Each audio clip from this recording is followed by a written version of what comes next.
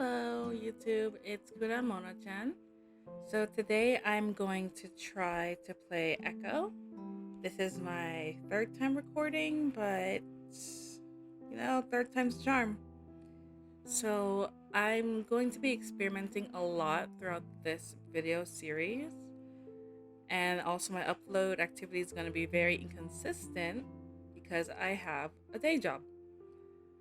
And YouTube right now is just a hobby. So for now, I'm just going to have fun and see what happens. Where we left off in Echo, we were just reuniting with a couple of friends. And now they're going to make a video, if I recall correctly. When was the last time I played this? Let me see. Oh, God. March. Yeah.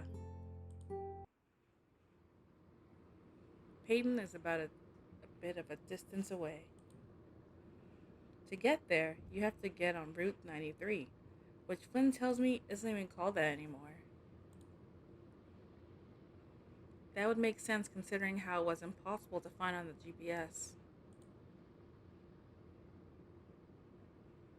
Anyway, to get to the city, you have to merge from the remnants of 93 onto I-40, which runs straight through the city of Peyton. About 15 minutes from Peyton, we pull over at a rest stop which sits at a higher elevation than Echo. If you're looking in the right direction, it gives you a great view of the town. I stand outside the old, rundown restroom, a paw over my eyes as I stare out over the desert. A distant, hazy view of a group of small buildings huddled together signals where the town is. From this precarious distance, it looks small and harmless. Hard to imagine all of the things that happen there. Alright, how do I use this thing? I look over and see Leo fumbling with the camera, obviously worried that he was going to break it. I walk over and show him how to use it, checking the white balance and exposure myself. I wasn't too good with cameras, but the equipment manager at the university had given me a quick lesson on how to do things. Alright, so I want you to zoom out from Echo slowly, and while you do that, I'm going to walk in frame, okay? Yeah, okay. Leo hoists the camera up and looks through the viewfinder, ears perked up and smiling. Also, disclaimer, I'm going to misread a lot of words. I may be an English teacher, but that does not make me smart. Alright, signal me when you're ready. I adjust the clip-on mic while Leo focuses the camera, then raises his paw, signaling that I should start. I walk into the frame, keeping one paw in my pocket and using the other to gesture. I hope I don't look too awkward. I always feel like I do. Echo first began as a settlement in 1852 after James Henrik discovered gold in the quartz deposit. The town grew quickly in size, and once it began to serve as a junction along Prescott Railway, it reached a peak population of 6,500 in 1877. It was at this point in time that a peculiar phenomenon of mass hysteria took over. Many say the reason this occurred was due to the discovery of a body within the gold mine and the circumstances surrounding that discovery. While not much is known about the event, what is known is that once it ended a large portion of the population left. While not much is known about this event, what is known is that once it ended, a large portion of the population left Echo. Most of those who left settled in a nearby town of Peyton. However, the town still managed to prosper well enough until the 40s. That's when the government stepped in to shut down the mine, as it became a federal law to divert all mining resources to the war effort. The town's population sharply declined softly thereafter, and by the 1950s, it had dwindled to approximately 2,000 people. A shutdown of Prescott Railway in the 1960s, followed by the bypassing of Route 93 by I-40 in 1986, was the final nail in the coffin for the town. By the 90s, the population had dwindled to just 150 people. My goal, however, is to investigate the first event which led to this town's decline and possible demise. What happened in that mine almost 150 years ago? I've come to Echo to try and find out what information, if any, can be gleaned from the events of the past. I wait for a few seconds, then look at Leo. That good? Yeah, don't know how to stop this though. Here. I walk over to take the heavy camera off Leo's paws. That was pretty good. You want to be a reporter? Maybe. I'd rather just write than be on camera though. Yo, Chase! Leo and I look up towards the car, greeted by the sight of a bright white ram's ass hanging out the back window of Leo's van. Is that a nice ass? Like, what? I don't really react. I mean, despite being self-conscious about his weight, Carl was pretty shameless about stuff like this. I'd probably seen his naked butt more often than I'd seen Leo's, and that was saying something. Happy Pride Month, by the way. Make sure you get a shot of my... Hey! At that moment, Flynn, who was sitting next to Carl in the back, reaches around and yanks the ram's pants down so that they hang around his knees.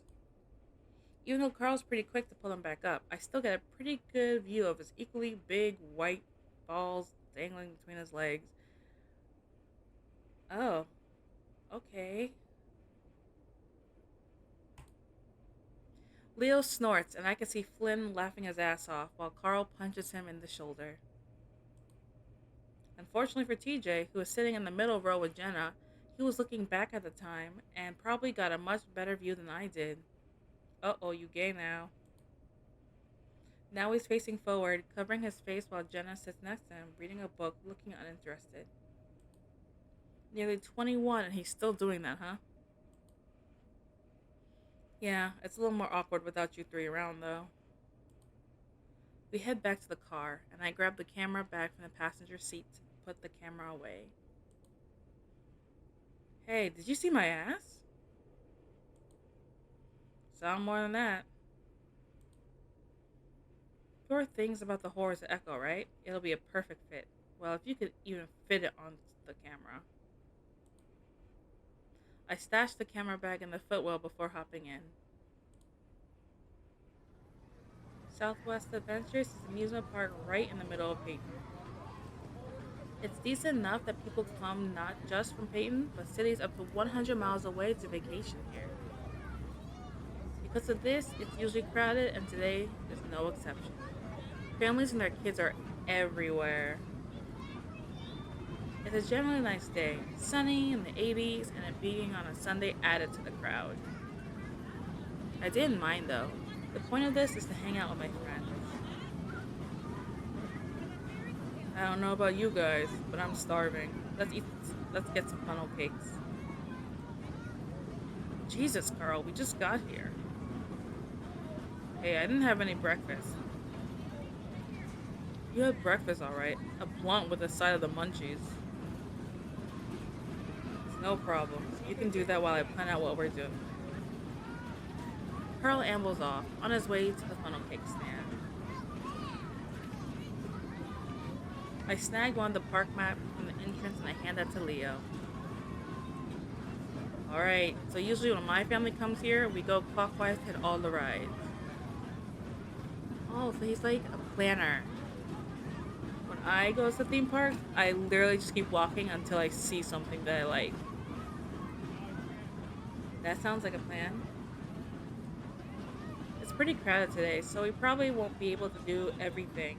But in this order, we'll at least be able to ride Event Horizon. You sure? The line is always so long for that ride. TJ is looking up towards a tall, spiraling electric red steel roller coaster. It's definitely the most recognizable landmark in the park. You can see it from almost anywhere in Peyton. Yep, fastest and tallest roller coaster in the West. I think it'll be worth it. If it's anything like the Shikra or Busch Gardens, I would be like the Bobcat over there, freaking out. Oh. TJ rubs his arm with one paw, the corner of his muzzle twitching a little bit. I had forgotten about that. He used to have a pretty pronounced motor tic where the corner of his mouth would twitch up, over, and over again. It used to be a constant thing, but it stopped once we entered middle school. Guess it hadn't completely gone away. I want to hug him. He looks fluffy. You alright, TJ? We could skip the big rides if you... Oh, hell, TJ. You're an effing adult now. No, it's fine. I'm fine. I just haven't been on a roller coaster in a while. TJ snaps his head back towards us. He's all tensed up and the movement looks like a rubber band being snapped. I'm riding all the rides with you guys. TJ walks off, his paws shoved deep in his pockets. The lizard's kinda mean. Also, I keep on forgetting everyone's names besides Leo and TJ. I feel bad for him, and I want to give him an out somehow, but that's when Carl comes back with his funnel cake. It's topped with ice cream, powdered sugar, and strawberries. Damn, TJ gotta wait. Anyone want to share? Yeah, that looks really good. No? Alright, guess I'll have to eat the whole thing. Great, now we gotta wait for fat... Yeah, I can curse, whatever. Great, now we gotta wait for fat ass to finish eating. Yeah, this lizard's cute. Carl pulls his face out of the cake. Even with his white fur, I can see the powdered sugar clinging to his chin. Nah, I can eat it in the line. We going on Event Horizon first. The wait will be an hour long at least. The line ends up being 2 hours long, and by the time we get to the actual ride, I'm dying to get into a pool of any kind. See, I don't wait that long for rides. If it's over 30 minutes or 45 minutes, I'm like, nah. It's not worth it. To put it bluntly, an otter needs water. Part of the problem of living in Echo meant that we didn't have any kind of indoor pool system in our house, being as cheap as it was. We ended up having to get an outdoor swimming pool, which was a pain. Nervous, Chase? I smirk at him. I've ridden it before, Leo. Though, your tail's kind of down. Sure you're not nervous? Eh? Come on, Leo. Let's ride the front. Oh, I don't know. I watch as Jenna pulls Leo towards the line for the front, which is twice as long as all the others. I opt for the middle, and it just so happens that TJ comes with me. Yay, he's facing us fierce! His tough ears have been poking straight up the entire time, muzzle giving an occasional twitch. I lean over to him. You know, there's an exit over there for people who, change their mind. I'll bet you could slip out without anyone knowing. Looks like not all of us are even going to be riding the same train. TJ stares straight ahead, clutching onto the railing. I can see his sharp claws unsheathed, pressing into the metal and chipping away some of the red paint. No, I'm fine. You sure? Yep, perfectly fine. LOL. Well, we're in the middle, which is the best place to be if you don't like roller coasters. Yeah. I really wanted to be able to get TJ to skip the ride, but it seems like he's pretty determined to do it for some reason. Finally, our train comes along and I step in as two laughing and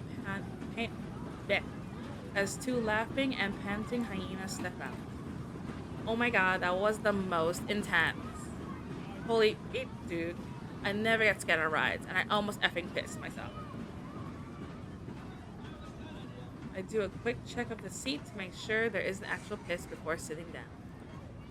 I look up and I see TJ standing on the edge of the platform, his eyes wide, one foot stuck out to get on. Poor baby. TJ? I, I, A bored looking teenage fox comes by to check my left bar and I stick out my paw. Hey, wait, TJ, you getting on? The fox goes from looking bored to mildly annoyed. That's the worst for everyone involved. The worker, because they don't want to have the line keep going for forever. They want to go home. The person that doesn't want to ride, but they're trying to overcome their fears. And then you're just sitting on the edge. You're like, what do I do? I've been there before. I've been like two of these situations. If you're getting on, you need to get on now. We can't hold up the entire ride for you, sir. The exit's that way, where other adventurers await. People around us are starting to notice. Unfortunately, Flynn, who was lined up with Carl towards the back, is paying very close attention, grinning like he knew this was going to happen. Aw, TJ too scared? Because you're a pussy after all. If this is a horror game and people die, I hope he dies first. Shut up, Flynn. Hey, TJ, when it gets real bad, just say to yourself, at least I'm not gonna die.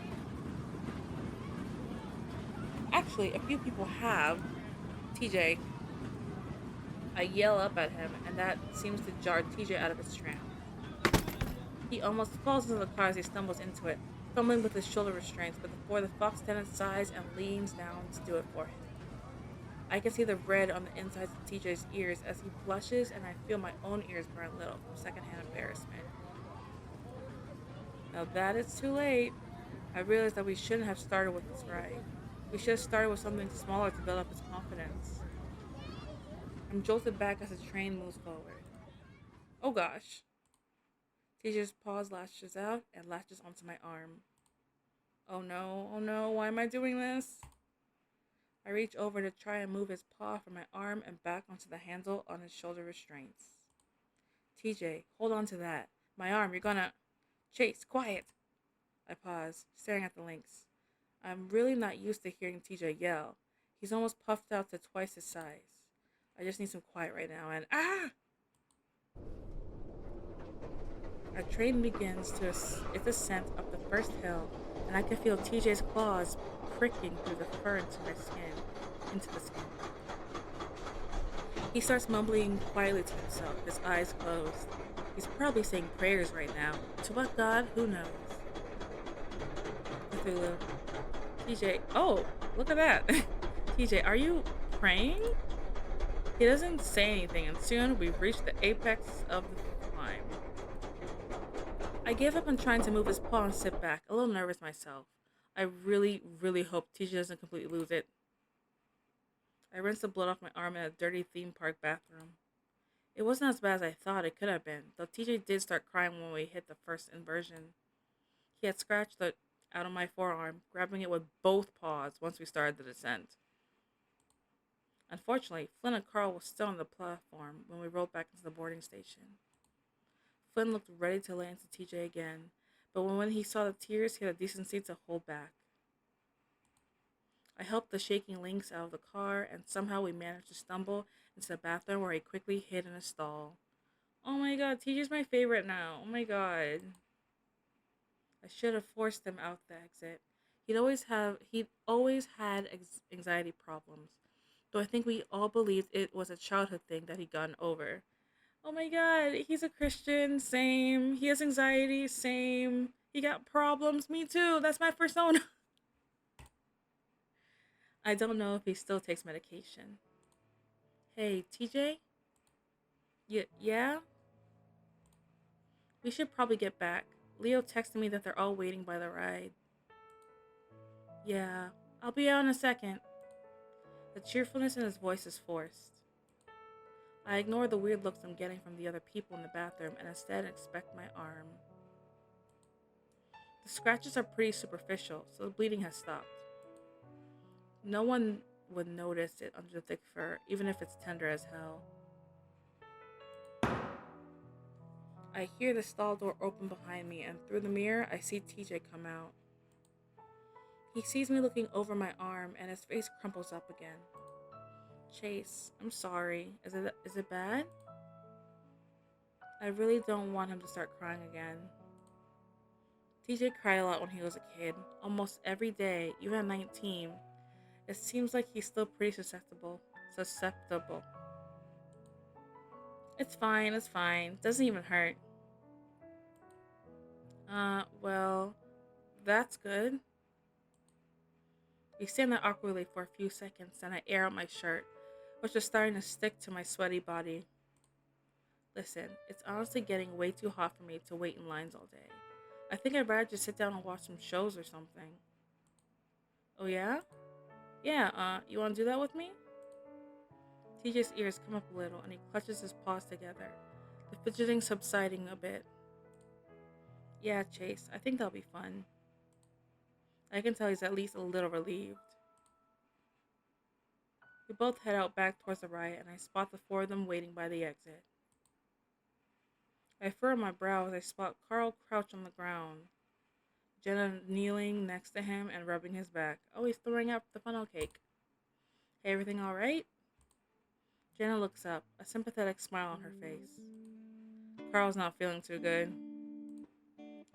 You wanna sit on a bench or something? If I move, I'm gonna... That's what you get for stuffing your face right before the ride. You think they sell ginger pills here, or ginger ale at least? My whole time being in Korea, I have not found ginger ale. I wonder where they have it. A joint would be nice. There are some vendors over there. I'll go check.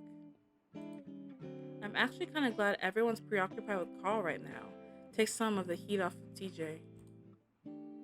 Let's move you two to a bench. It'll be better if you're sitting down. Slowly, Jenna and Leo lift Carl up, and now I can see from his face that he really is ill. To the average person, our little outing might already seem like a disaster, but this is perfectly typical for us. Nothing ever went according to plan. We sit Carl down at a bench, and he bends over, his face in his hands as he moans softly.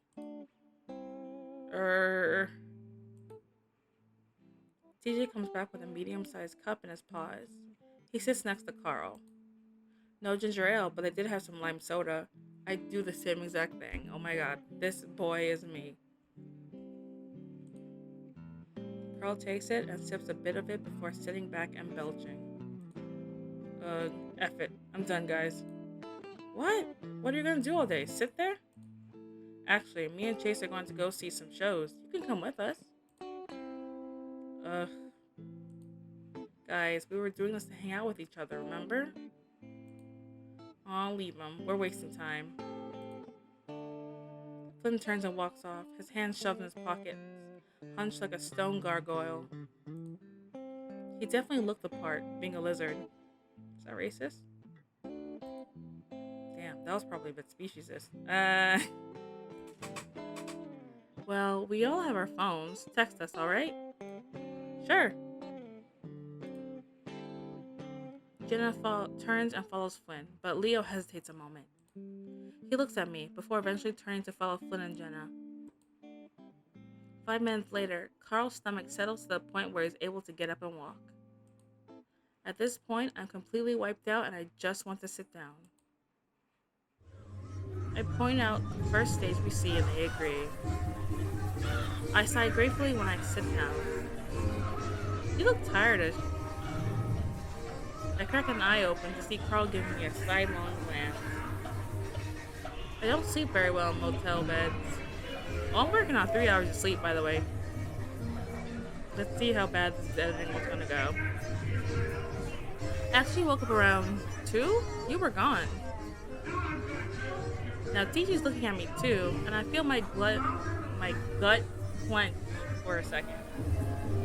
Yeah, I tried to go for a walk in the street, hoped it would help me get tired. Well, if that happens again, you could just walk over to my house. I'm up until like 3 every night. Wow, Wow, why? Carl shrugs, leaning back and sticking his hooves up against the chair in front of him, earning him a dirty glance from his occupier. Games mostly. Sometimes I read. Carl rubs his chin, opening his muzzle, closing it, then opening it again. You know, it would be pretty cool if we spent the night one of these days. That house can be creepy as hell when you're the only one in it. You're alone? Yeah, parents are vacationing in the regal paradise, having a bloody good time, they tell me. Carl tries to put on an accent, but doesn't do a very good job of it. Oh, did you want to go with them? Carl blows a raspberry, laughing. Not really. Mom told me right away that weed isn't legal there, so I took that as them not wanting me to come along. Oh. They did say that the chocolate there is real, whatever that means, and that they'd bring me some. Guess I'm not enough of a fat ass yet. Come on, Carl.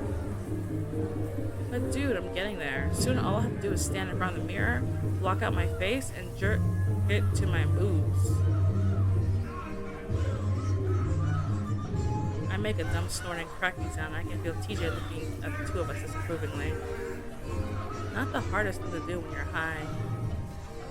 Wait, so you've actually done it? Carl shrugs, smirking at me. I reach out and grab his chest. From what I can tell, there's a pretty firm set of pecs under there. Carl puts up a mock, horrified look on his face. Sexual assault! He touched my breast! Oh, whatever, Carl. They're harder than mine. So now we're teenage girls in the locker room comparing racks? Hey, you're the one that brought up tits. You know what? I can see it. Yeah. You're the hot, preppy one everyone likes. I'm the big fat chick you're all nice to, but called Big Thunder Mountain behind her back. And TJ hadn't been paying attention, distracted while watching some dancers on stage. He looks innocently at us. Huh? You're the cute, naive Christian chick that only takes it up the butt so as to stay a virgin. What? Let me feel your boobies. I want to compare. What in the world are you No!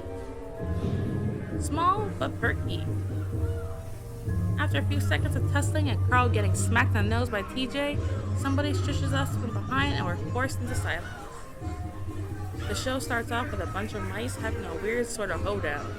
TJ's really into it and actually starts clapping along. He's so adorable!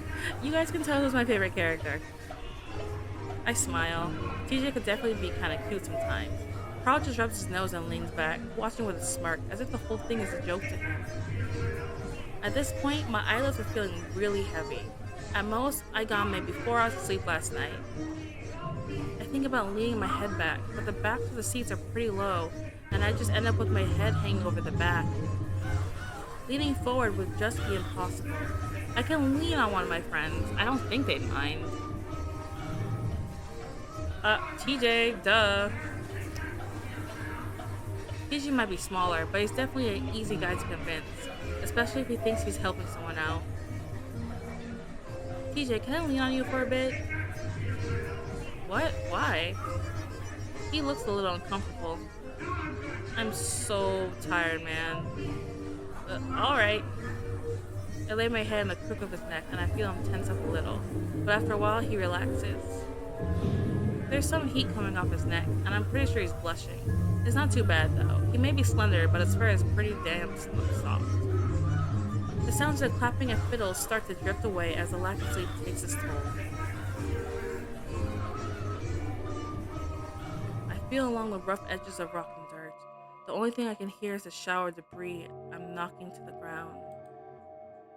The air is stale and I have the vague feeling that I'm suffocating. I keep going. I'm going to reach the end eventually. Just have to keep moving. I can tell that I'm going down, deeper and deeper. The space around me is growing smaller and smaller, and soon I'm hunching so that my head doesn't scrape the ceiling. I can hear footsteps, not quite in synchrony with my own. They aren't any kind of footsteps that I've heard before though. I stop and listen. There's definitely the sound of feet, but not like they're walking. It's like they're stamping down on the ground, making as much noise as possible. This is accompanied by a slapping sound, as if someone is smacking their paws on the ground as well. I imagine a canine toddler, still insisting on walking on all fours while throwing a tantrum. It's heavier though, like an adult is doing it. That image makes the nape of my neck prickle, but I'm not scared. It's not long after I stop that the noise stops as well. Just 10 feet behind me, I turn watching the darkness. I knew you'd come back. They always do. My voice sounds clogged, muted, like the rocky walls are just sucking up the sound instead of bouncing them down the tunnel. The stamping starts up again, loudly, coming towards me at full speed. Now I can hear sobbing, sniffling, and a strange guttural grunting. It's just feet away. You're only moving in circles. It veers away just as the words leave my mouth, going back the way it came. I stand there a while, listening until I can't hear it anymore. I turn and continue on, feeling the walls again as I make my way lower and lower. The smell hits me right as my paws hit it, slick and slippery. Blood coats the walls my paws run along like thick oil. It's warm and fresh, and now I know I'm getting close. A voice abruptly echoes down the tunnel. It's not far away at all. I knew you'd come back. They always do. I make my way closer and closer now. Fear pricks my heart. They always do. I hear muffled screams now, as if someone is yelling with their mouth closed. Now the fur is standing up all over my body, but my feet won't stop. I keep going. I'm getting closer and closer. You're only moving in circles. I'm here. It's right here in front of me, and I'm reaching out to it, reaching out to touch it. I can't stop. I can't stop. I jump. My head jerks up and my eyes snap open, looking around wildly. It's like I just came up from being underwater too long. Cuss word. Whoa! TJ and Carl both jump shortly after I do. I look back and forth as they stare wide-eyed back at me. It takes me a second to realize I'm still at Southwest Adventures, at the stage watching shows. Jesus, F word. Dude, you alright?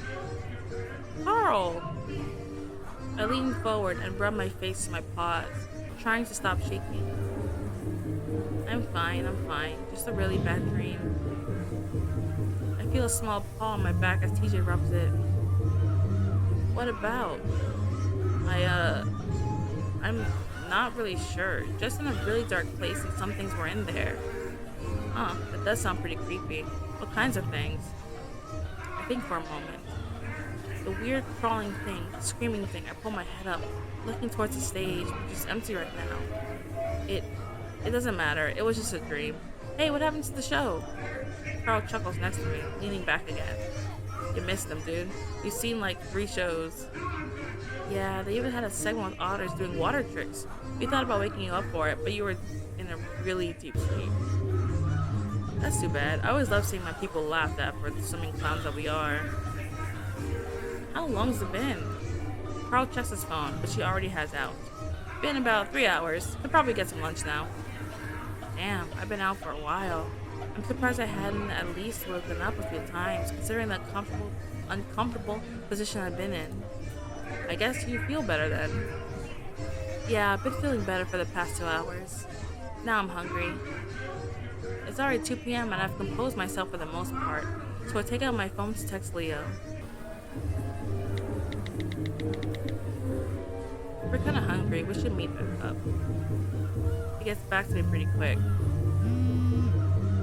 Okay, mostly done with rides, and you meet at food court. We meet Flynn at the table in the food court where he's already brought some pizza. Carl immediately sits down and pries open the box, taking out a few slices. Ugh, of course. You guys have fun? It was alright. Watched a few shows about our state's species history. Chase took a nap. Flynn eyes TJ, who doesn't say anything as he sits to take out his own slice of pizza, a bit more daintily than Carl had. Feeling better, Tej? Yeah, I'm fine. TJ nibbles on a slice of cheese pizza. Yeah, well, the pizza here is a hell of a lot scarier than any of the rides, so you're braver than I am. Where's Leo and Jenna? Flynn rolls his eyes and nods toward a row of carnival games to the right of the court. Fighting. They've been playing those games for effing half hour already. I'm not surprised. I grab my own slice of pizza and a napkin and make my way over there. Keeping with the theme of the Old West, the carnival section of the park is decked out with fake saloons and brothels. Brothels? At a theme park? Okay. I spot them pretty quick. Leo's holding a pink unicorn, and Jenna's carrying a green dragon. They seem to be in pretty good spirits, though. Leo's grin is a little tight. Looks like a pretty successful haul, you guys. Hey, Chase. Jenna's grinning, looking a little smug as well. You guys finished? We're eating now. Leo shifts the giant unicorn around. Yeah, we're pretty much done, I think. Damn, Leo, you must have won something pretty hard to get that. Yeah, that was me. I look over at the green dragon Jenna's holding. But what about that? Yeah, I won this too. Oh, well, I'm sure you won a couple. Oh, actually, yeah, I've beaten him at every game. Haha, yeah, well, you're visiting. I want your memories of this vacation to be good. Nice cover up, buddy. Obviously, it's getting to your head, though. Oh, please. Chase, you could have seen his face. You should have seen his face. Sour grapes the whole time. Oh, really? I would usually stay out of stuff like this. Leo always gets a little carried away when it came to competition, especially when I was around. But it was kind of funny seeing him act like this. Let's just go eat. Wait, there's a high striker. Why don't we show Chase is stronger, huh? Leo contemplates that for a second, but seems pretty confident about this one. He's literally almost twice the size of Jenna. I don't know if that's very fair to you, Jenna. I mean, he lets that sit, and honestly, I have to agree. Jenna, though, gets a little fox gleam in her eyes that I knew meant she thought she knew something we didn't. Afraid I'm gonna woo your ex? Ooh, damn. Wow, Jenna's going all out. My muzzle flushes on the fur, but it only seems to decide things for Leo. The confident smile replaces the sheepish look before. Oh yeah? He flexes his shoulders and sticks out the stuffed unicorn to me. I stuff the last of the crust into my mouth and reach out to take it. Jenna does the same, and now I'm hugging two massive stuffed animals to my sides, tripling my girth. Alright, let's do this. Step right up, test your strength, $3, 3 tries. Ring the bell and win a prize. I like a try. Aw. Ah, we have a taker. Big strong wolf like you would have no problem at all. $3, please. Leo hands over the money and the carny hands him a mallet. Leo points at me with a grin. This one's for you, chula. My heart skips a beat. He hasn't called me that in a while. But I decide to play along. Don't disappoint me, Leo. I really want that stuffed griffin. I point to the griffin on the carny's long shelf of toys. Sure thing. Leo spreads his legs and squares his shoulders before raising the hammer and bringing it down hard into the rubber-looking pad. It's a pretty hard hit, but the chaser only raises up to the 40 mark. Ooh, almost, Sir Wolf. Try again. Leo's brow furrows. I'm not so sure this was a good idea. He raises the mallet again and grunts as he brings it down even harder, causing the contraption to shake a little. This time the chaser shoots up to the 70 mark. Even better, this time put your back into it. I can hear Leo growling a little as he raises the mallet a final time and brings it down with a snarl, all the muscles in his arms standing out. I'm pretty sure I feel the ground shake this time as the impact causes more than a few heads to turn. This time, the chaser only goes up to the 60 mark. This is rigged. Leo gapes at the game. So close. $3 more will get you 3 more tries. Would you like to try again? Nope, my turn. Jenna already has her money ready and hands it to the carny. Oh ho, a little battle between the sexes, eh? Well, step right up to my fair fox maiden. How will you fare against the big bad wolf? Leo reluctantly hands the mallet to Jenna. Alright, beat 70. Jenna points the mallet at me, winking. Don't worry, Chase, I'll get that griffin for you. Leo snorts loudly, folding his arms and looking pretty annoyed. Good luck, I was hitting that thing as... Before he can finish, Jenna raises the mallet into the air and puts it into a graceful swing.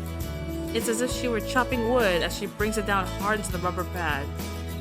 It lands precisely and cleanly, in sharp contrast with Leo's sloppy hits. I stare. Leo stares. The carny stares. Jenna simply raises her paws in the air. Yay! A few onlookers around us laugh and cheer. Oh my, the fair fox has won. Come over and pick your prize. He glances over at Leo. Sorry, buddy. The feline shoots a sympathetic but also amused smile Leo's way before turning to the onlookers. See that? A female fox half the size of this male wolf has rung the bell. Could one of you be next? Leo looks mortified, but quickly changes expression to a sheepish grin. He doesn't seem to want to look at me. Good job, Jenna. Jenna bounds back to us carrying the big stuffed griffin. Give those ones to Leo so I can give you this. I hand out the stuffed toys to Leo, who grumbles a bit as he takes them. Damn thing's rigged. Jenna hands me the griffin. Thanks, Jenna. That was really... She leans over and pecks me on the cheek. I see Leo's eyes widen as she does it, his ears standing straight up. Oh, it was nothing. Leo stands there for a few more seconds, working his jaw. Awesome. He turns away and leaves, his arms still wrapped around the giant stuffed toys. Jenna starts laughing. Jenna! Oh hush, he'll get over it. He's just so damn fun to tease. I turn on the volume.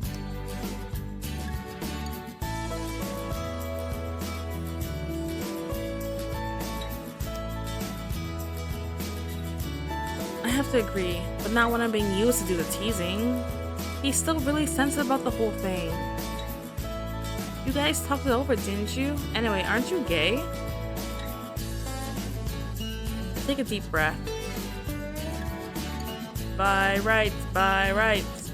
Not really.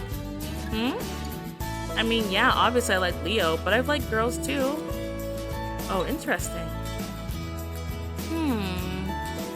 I sigh and rub my eyes with a paw, still a little tired. Hey, don't tell Leo that I work at the state fair every year. Wasn't planning on it. The rest of the day is pretty relaxing. We ride a few more mellow rides. Leo seems to cheer up when I volunteer to sit next to him on the Ferris wheel. TJ even built up his courage to the point where he rode the swinging ship. Flynn and Carl rode the slingshot ride together, and with the video feed from the ground, I think it's the first time I've ever seen Flynn scared. Carl did end up barfing after that one. By about 6 p.m., everyone's tired enough that we agreed to head back. I'm still exhausted, so I sleep for the half hour it takes to get back to the motel. When we do get back, I notice how good the sun looks right now. With a sigh, I remind myself that I'm here to actually get a project done, not just play around. So as everyone sits in the motel, I let them know I'm about to shoot some B-roll, gathering up my equipment and heading out into the heat. Dragging it outside, I set it up, sweating even under the evening light. Even this late in the day, the heart was pissing me off. For some reason, it's a lot cooler in Pueblo. My mind drifts back to the many days of summer under the blazing sun, the temperature rarely dipping below 100. I'm amazed poor TJ never had a heat stroke. When I put my eye to the viewfinder, I'm a bit disappointed at how broken down the town looks, even with the amazing backdrop. What a dump. I'll say. It's then that I hear footsteps and talking behind me. I pause my recording and turn around. How's the filming? It's alright. Kinda ran out of sun, but it's okay. Echo looks like crap no matter what kind of light you shoot it in. Do you need us to keep quiet? Nah, I'm just shooting B-roll. Was about to come back in. Let's stay out of here a minute. Carl and Flynn are getting a little loud. Besides, I want to talk to you too. He wraps an arm around Jenna and reaches out the other one to pull me in so that we're both flanking him. I feel my shoulder press into the warm bulk of his side and chest. He'd always been taller than me. My eyes barely came up to his chin, but now it seemed like he was almost twice as wide. He definitely put on more muscle since I last saw him. While he was pretty muscular, he'd been more on the lean side. Now his chest and biceps pulled his shirt tight. It felt nice though, like something very sturdy wrapped in velvet. I suppose it was a mixture of adding on both muscle and fat. I'm at least happy to see he's gone over his little defeat to Jenna. Look at us, the OG crew. Leo's strong voice vibrates from his body into mine. The effect is tranquilizing, and I feel myself relax. Together again. The only thing I miss about this town. Leo's referring to the fact that he, Jen, and I were the original 3 in our group of 6 to become friends. Later, we would add TJ, then Carl, and finally Flynn and Sydney. Leo had really been the one to unite us all. Who's Sydney? I remember when you first got here. Everyone was afraid of you. I remember when I first got here, I found a bunch of gringos who wouldn't even talk to each other. We all went to the same schools in Peyton and had our different friends there. When Leo moved in, he thought it was strange that the kids in Echo didn't hang out together. As I entered middle school and high school, I cycled through a ton of different friends, but the ones in Echo always stayed the same. Remember when we'd always have sleepovers at Chase's place? Of course, I'd kick your ass at Claws of Fury all the time. I remember. I used to think you guys were only friends with me for my video games. Many times I'd fallen asleep to the flickering of the old CRT television set, watching the outlines of Jenna and Leo twist side to side as they played. I would wake up hours later, only to find them still playing. It was weird. Jenna and Leo get along really well, but there was a bit of a competitive streak between those two. Actually, it's one of the few things that gets Leo genuinely angry. I think he even broke one of my controllers once. Okay, that's scary. How long has it been since we first met? Well, when did you move in? I think it was in 2000? So take 2015 and subtract 2000. What does that leave you with, Leo? Leo looks sideways at me and smirks. That's a flash of a white canine as it appears from under his lip for a moment. You think yourself a real hotshot now that you're in college, eh? I smirk back, though I know my canines aren't as impressive.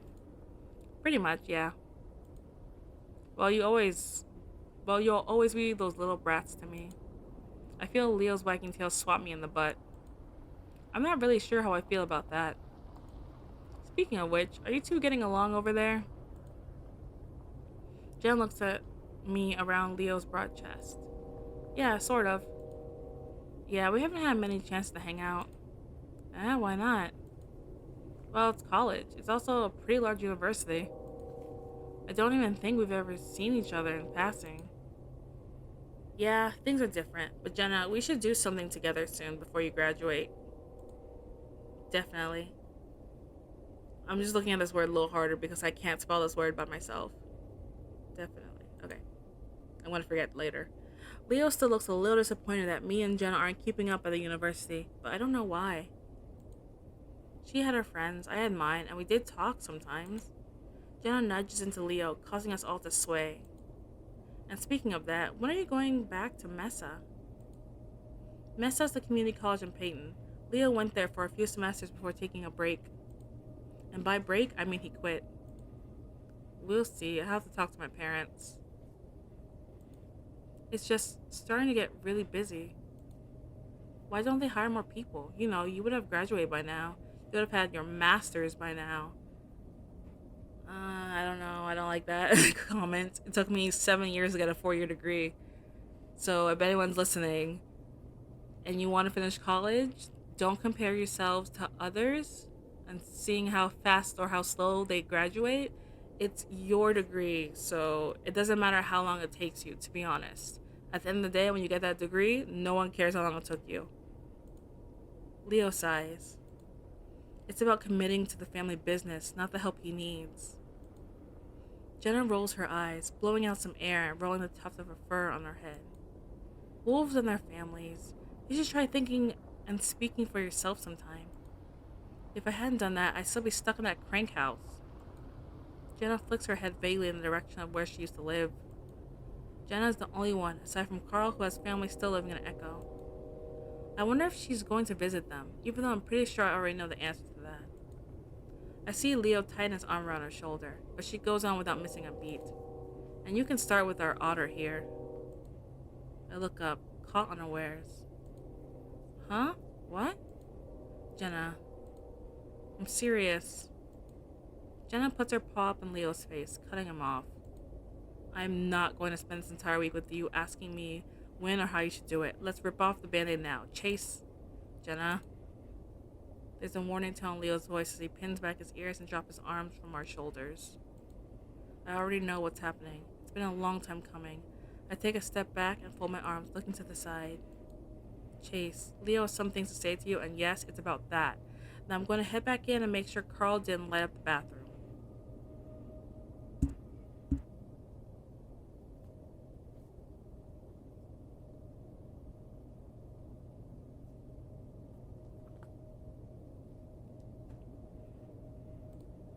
Jenna.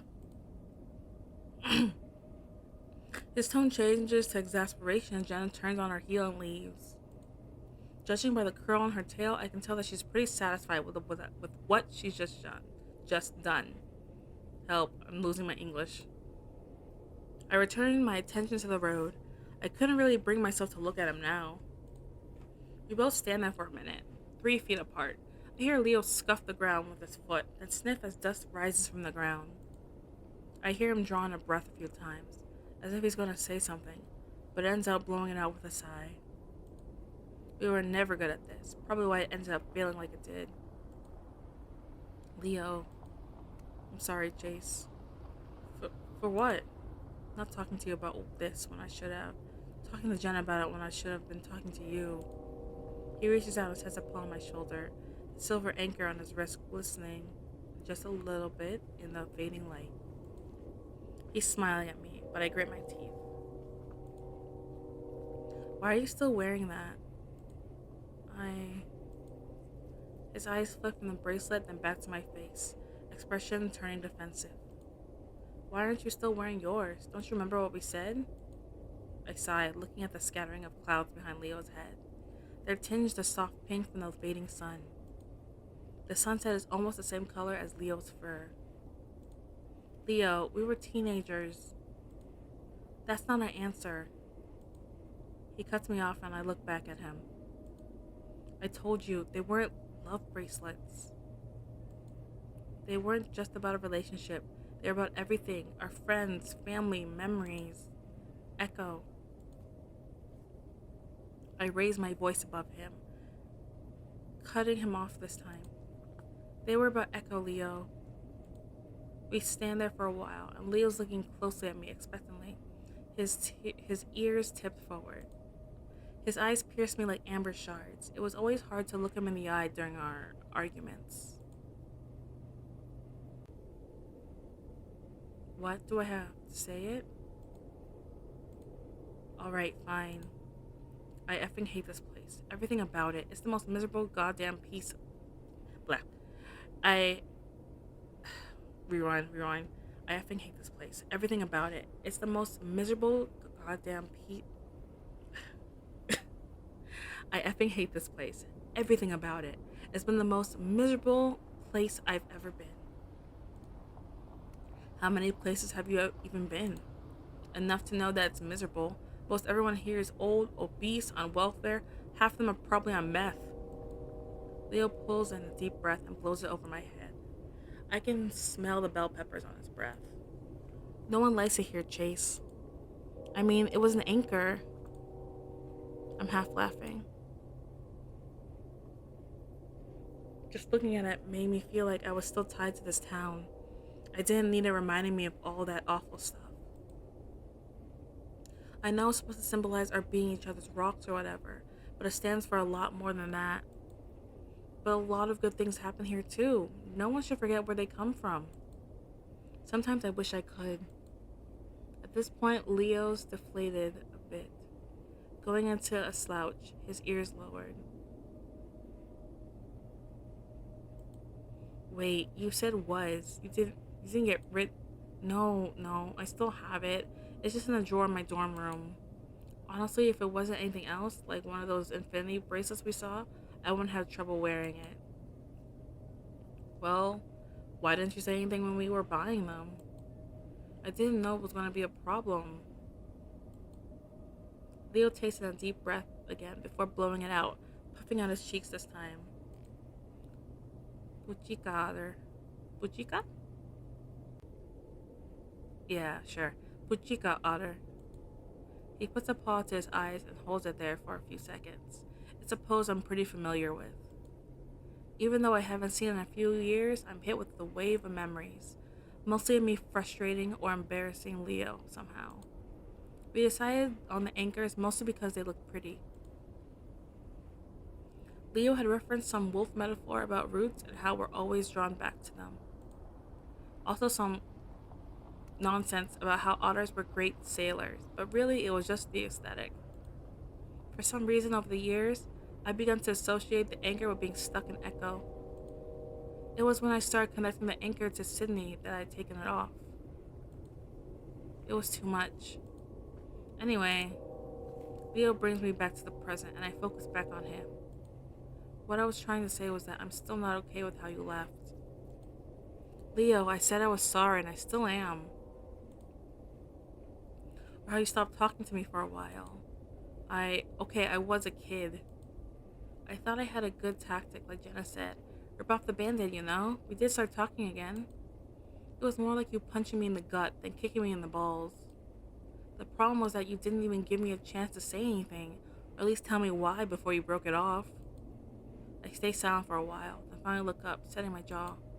Like I said, I was young and dumb. I didn't know how to handle it. I can keep apologizing, or we can move on and make the most of this. We only have 1 week, and I want to have fun. Leo looks to the side, paws on hips, as if contemplating, and looks back at me with a smile. Alright, fine, but don't think you're off the hook. Still want to talk soon. Soon, just not right now. I stand there awkwardly for a few moments. Then, because it feels appropriate, I step in to give him a hug. He takes it willingly, and he's warm and strong. For a moment, I wonder why the hell I dumped this guy. Gave me a heart attack. Just then, someone lays on the horn as they drive past us, pulling me out of my reverie. Gay! I lean back so I can watch the car speed down the empty road. Leo keeps holding me, though, and he just chuckles. Heh, Echo hasn't changed much, has it? No, it hasn't. As we were saying our goodbyes, I remind Leo about the shots I need of the lake. He says he'll talk to the other two about it after they leave.